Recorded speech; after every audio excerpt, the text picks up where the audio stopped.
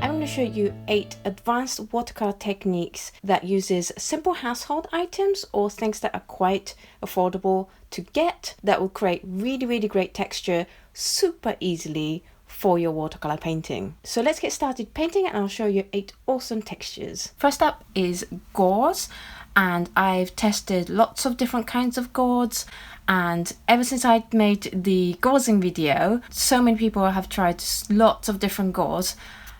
I personally like the texture that a loose weave gauze can create, and so I use a 6-ply gauze. I've also seen a lot of work done by cheesecloth as well, so this is definitely one that is worth experimenting with different kinds of gauze to see what you like. All I'm going to do is cut a strip, and with the 6-ply gauze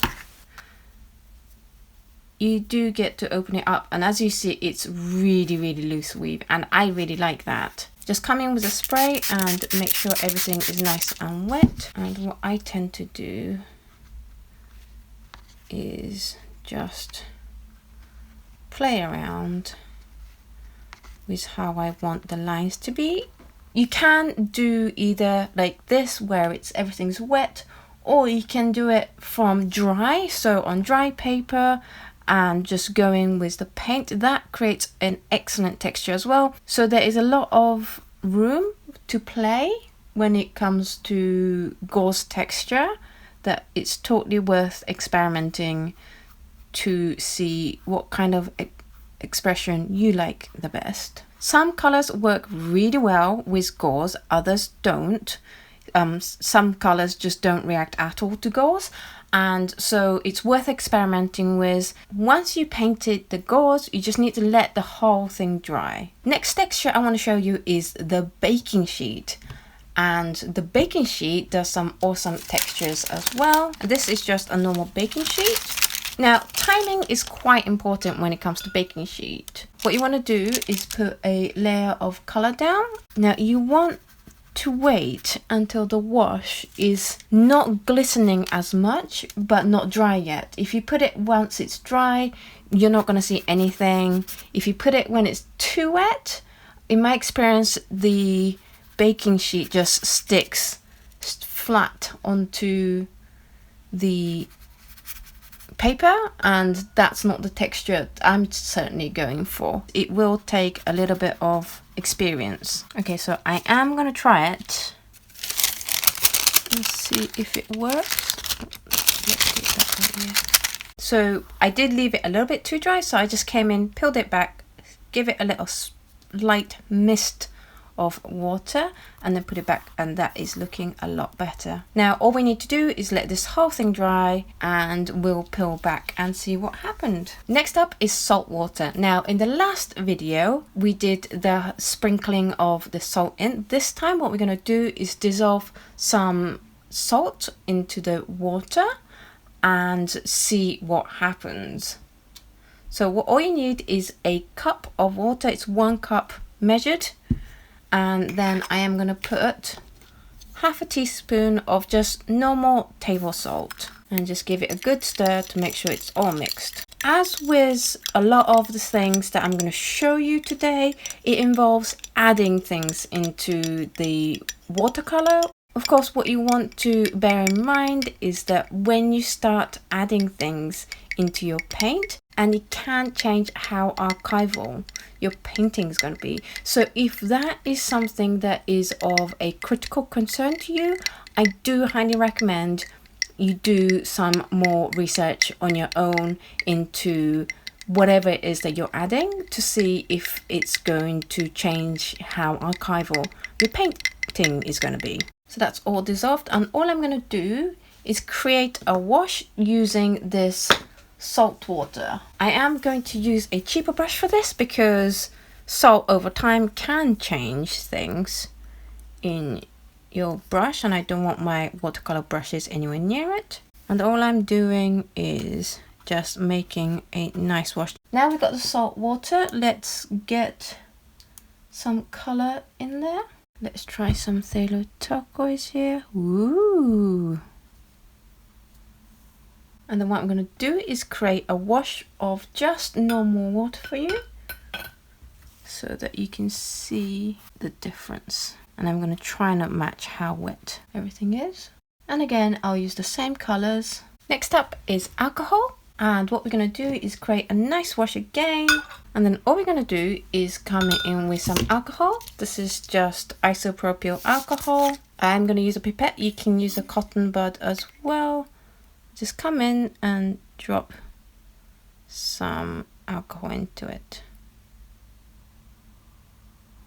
You can just do the one layer, or you can just let this layer dry and do another color on top and do the same thing. Next up, I am going to show you how to paint with bubbles.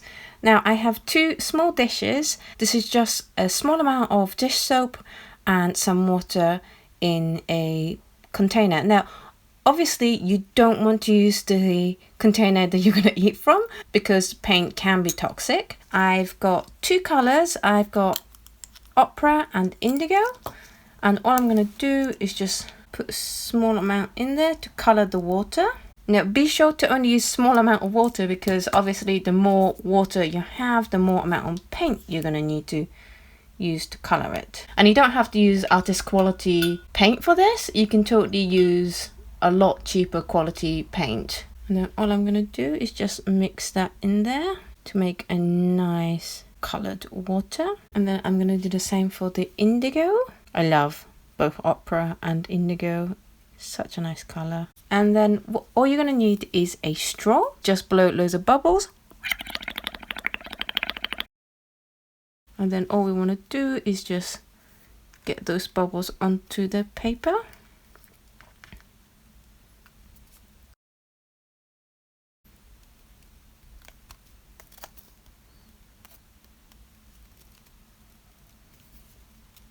Right, and then I'm going to go in with the Indigo.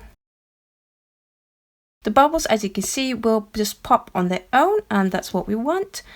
And we just wait and see what happens.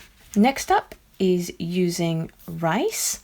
And this is going to be like using salt, but we are going to use rice instead. All we're going to do is create a nice wash. And then all we do is just take some rice. I've just got some long grain rice and put it on there.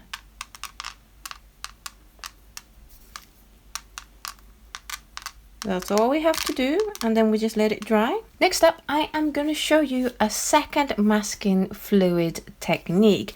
I showed you just a technique using a brush last time. There is another way you can use masking fluid, and this is ideal for small details and small textures, and that is just use a simple dip pen and use the liquid Frisket or the masking fluid on there, and you just use it like normal. And the reason why I like this PBO drawing gum is it is ideal for using the pen and nib combination. And as you can see, you can get some really fine lines this way, which is really great. And you can create lots of different kinds of lines. And with this, you don't have to worry about the masking fluid wrecking your pen at all. All you do, once you're done using your pen, is let the masking fluid dry on the pen. And then once it's dry, you'll just be able to peel it off from the nib straight off. And it's great for if you want really small details. So I've finished using the pen. I am just going to let this dry as is. Don't worry, don't freak out, it won't wreck the nib, and then I'll just come and peel this off afterwards. And with this, I'm just going to let it thoroughly dry again. Like I said in the last video, you have to let the whole thing dry before you come in with any kind of color. Next thing I'm going to show you is the magic eraser. So I'm just going to create a nice wash first and then let it dry. As you can see, the masking fluid has become quite transparent and a lot darker than what it was. That's how you know that your masking tape is nice and dry. So now we can come in and do a big wash, And then we'll just let this dry thoroughly, and then we'll come back and peel away all the masking fluid. Now, magic eraser is like your super emergency helper. If you've really messed something up and you just want to get rid of it and you don't mind how the paper is going to be afterwards, or if you just want to create a nice clear horizon with maybe like a water surface, so white is what you want, then your magic eraser is going to be your best friend. And what it will do is it will just take the paint off the paper, and probably some of the paper as well, if I'm honest with you. So don't do it to places that you want to kind of come back in and do stuff to it. Only use this for like when you want something to be back to white again. So now this has dried, I can use my magic eraser. If I want a nice straight line, a good tip is to use acetate to cover the area that you don't want to rub away. So say I want a line here but don't want this rubbing away, I just put the acetate over it, and then all I do is, this is just normal tap water, just dampen the eraser, bring it out so it's damp but not soaking wet, and then just come in and start rubbing away paper. Let's try it here.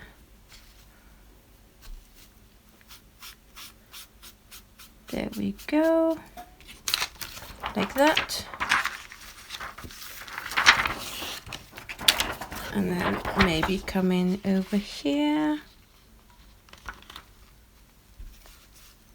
and do the same thing.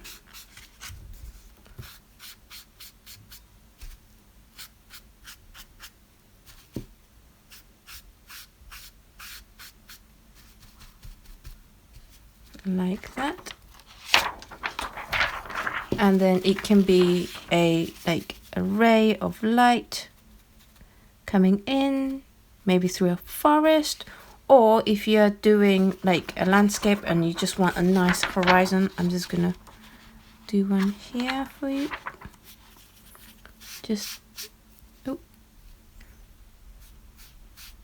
you can create like a water horizon just by removing the paint, and then what you will get is a nice straight horizon with all your trees and stuff, and then the water happening here. First up we had the gauze, and as you can see we get this really nice linear pattern happening on a crisscross pattern. Now depending on how much you pull on your gauze or your cheesecloth, you're going to get completely different kind of looks, so that is so much fun to have a play with. Then we have the baking sheet, and this time I got this kind of cell or pond like shapes. In previous times I got really strong linear pattern happening as well, so again this is one that's really good fun to experiment with about water level and things like that. Next we did the saltwater wash up here, and for comparison we did just plain water here.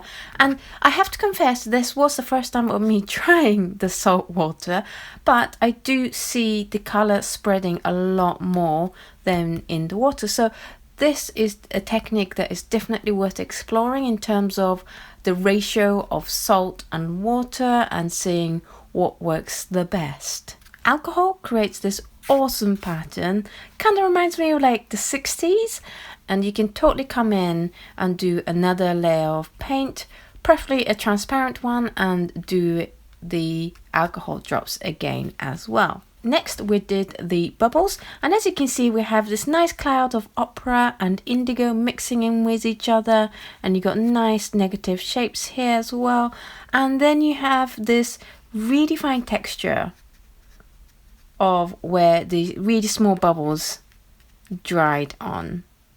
So I really like this texture. After that we did the rice, and as you can see where the rice had sat, you get these little white dashes, which are really cute. I really like it. Then we used the masking fluid. Please don't worry about this tear. It had nothing to do with the masking fluid. It had everything to do with my masking tape, which I'm going to have words with afterwards. But as you can see, since we used the pen and nib, we get much finer detail in terms of the masking.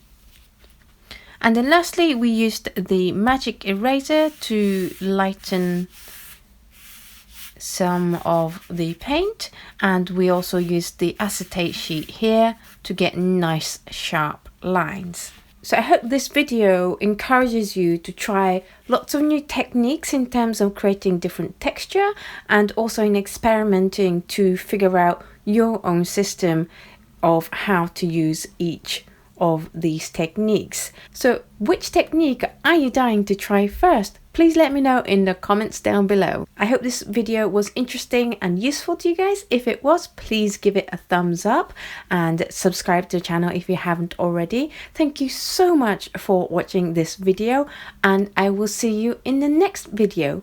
Bye!